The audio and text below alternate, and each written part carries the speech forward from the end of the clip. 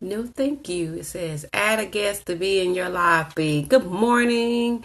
Good morning, Instagrammers. Y'all probably see my bottle of water in the background, and that's because I've been up probably ever since 3 a.m. and I did do my morning prayer, but I have not did the Jabez prayer yet. And I was supposed to do that Jabez prayer again on Facebook, but my cat was on the prowl and he escaped. Well, he got out of the room and he likes to get up early and wake everybody up in the house, so I couldn't have it. So we played a little game of chase. And so every time I squirt water in his area, he moves. But anyway, he on my last feed he was making some noise and he knocked down a old printer behind me. So anyway, I guess I will go ahead. I was talking about this book, and I've been talking about it yesterday. I have read this book, and it's about the prayer of the Jabez prayer, which you can find that prayer in 1 Corinthians 4 and 10. And what it talks about is the prayer of the Jabez. And Jabez is a prayer specifically, I say it's a simple prayer, and I'll read it to you, that Jabez petitioned God for, and God granted his prayer. And so, he basically asked for blessings. And so, in the book, it talks about the blessings that God has for us. And that a lot of people don't receive God's blessings because they don't ask for them. In order to receive God's blessings, you have to ask for them. So we ask for everything else so we can ask for God's blessings. So I'm going to go ahead and I'm going to read, I think it is chapter 7.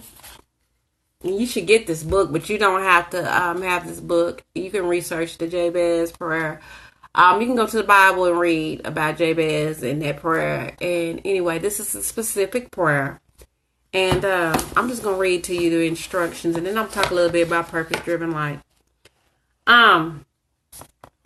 It says, making Jabez mine. So God granted him what he requested, like I said. I challenge you to make the Jabez prayer for blessings part of the daily fabric of your life. To do that, I encourage you to follow unwaveringly the plan outlined here for the next 30 days. By the end of that time, you will notice a significant change in your life, and the prayer will be on its way to becoming a treasured lifelong habit. So there are 6 instructions, 6 points. Pray the Jabez prayer every morning and keep a record of your daily prayer by marking it off of a calendar or chart you make especially for the purpose. Write out the prayer, tape it in your Bible, in your day timer, your bathroom mirror, or some other place where you'll be reminded of your new vision. Reread this book once each week during the next month. Ask God to show you important insights you may have missed. Tell one other person of your commitment to your new prayer habit and ask him or her to check up on you. Begin to keep a record of changes in your life, especially the divine appointments and new opportunities you can relate directly to the Jabez prayer. Start praying the Jabez prayer over your family and friends in local church. Of course, what you know about this or any other prayer won't get you anything. What you know about deliverance won't deliver you from anything. You can hang the Jabez prayer on the wall of every room in your house and nothing will happen. It's only what you believe will happen. And therefore do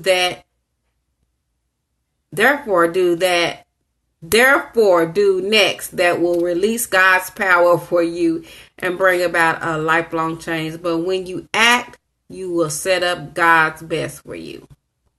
I'm living proof. It's only what you believe will happen, and therefore do next that will bring about a life change. And I like this, y'all excuse me for stumbling. I got problems with my eyelashes today and my glasses, so I'm not used to it. and stuff have to be in bold print for me.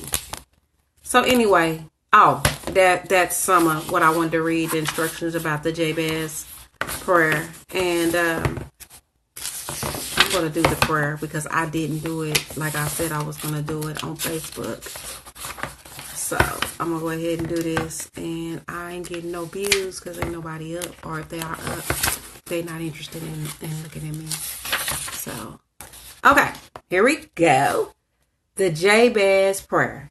And Jabez called on the God of Israel, saying, "Oh, that you would bless me indeed and enlarge my territory, that your hand would be with me, and that you would keep me from evil, that I may not cause pain."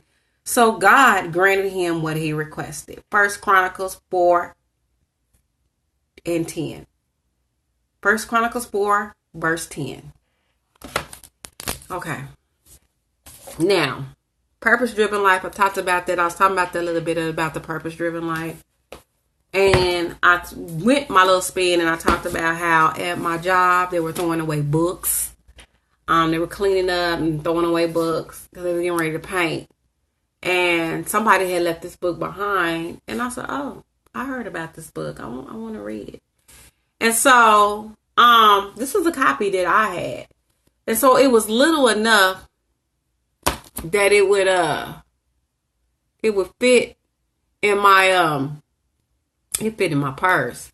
So wherever I went, like if I had to get an oil change, if I had to wait in line at the store long, when we went out to eat, wherever, took my mama to the doctor's office, doctor's appointment, wherever I went and I had a long wait time, I would pull this book out and I would read it.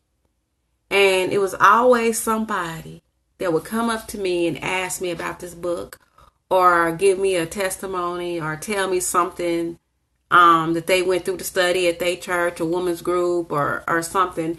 And it was, it was all, it was not just one set race. It was different races that had read this book. And so that's when, when I started thrifting and I had read this book, it was life changing for me. And answered a lot of things for me, especially, with the purpose. What is our purpose for being here? Because as a beginning, I like to say as a beginning Christian with praying and, praying and learning things, the Bible, this really helped me and really knowing what my purpose was, because I really didn't know my purpose and my identity. It kind of helped me with all of that. And other books, I've read other books that because, and this just breaks it down. And I just love this book. And so anyway, then I started finding hard copies of Purpose Driven Life. And I would always get the clean ones. And I started finding on my thrifting, I started finding them. Because I knew that what I had found in reading Purpose Driven Life, that it had to be shared to somebody else. And that it helped me a great deal with a lot of stuff. And so I wanted to share it with somebody else. So I started collecting the books. And I've been collecting them until I had like 8 copies. So I got 7 left. And I'm just trying to give away it for free. You don't have to mail a book. And ironically, it's so funny to me, because some people are not used to people giving them anything. I mailed one of these books to one of my friends, because she told me, she shared with me that she was, she enjoyed church. She started going to church, and she was a beginning Christian and was starting to read her Bible. And so I thought this would be a great gift for her. And so I mailed her the book. I paid for the postage. She was all the way in Ada, Oklahoma. She just got the book yesterday. She said she started on it, and actually she's getting ready to have a surgery, and she's going to be off work for 6 weeks. I kind of wanted her to do the study with me, but, a lot of people ain't comfortable with doing anything on social media. So she said she's already started yesterday. And she's read the introduction. She's on day 1. And so long as she reads the book, But then she asked me, "You want me to mail a book back to you?" I said, "No, that's yours to keep." Like I said, that's yours to keep. I have my personal hard copy. You don't think I'd give away a book and not have one for myself?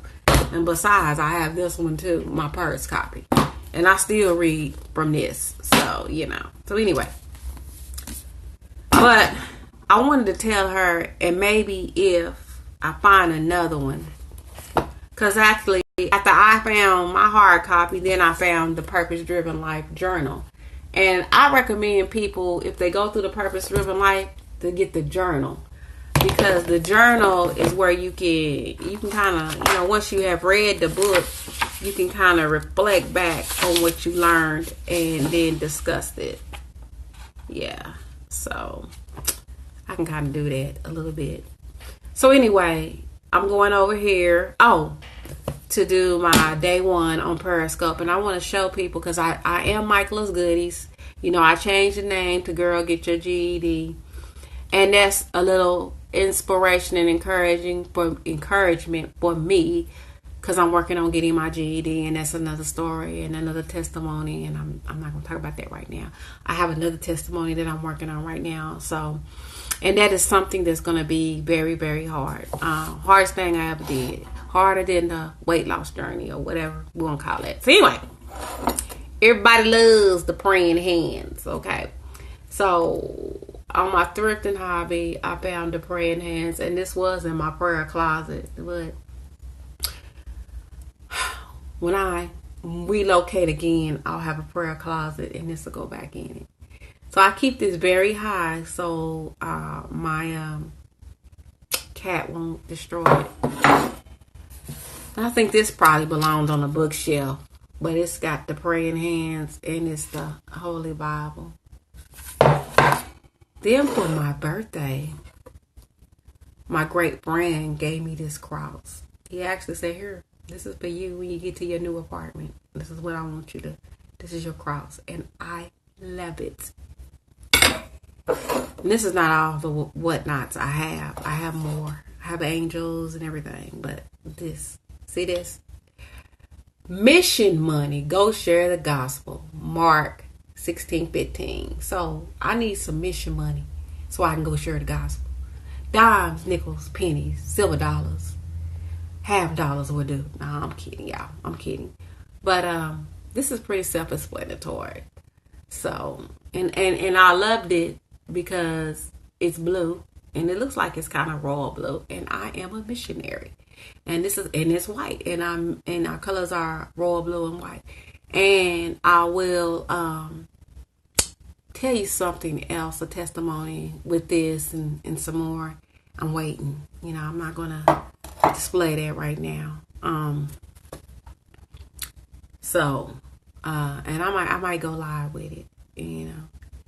Okay. So anyway,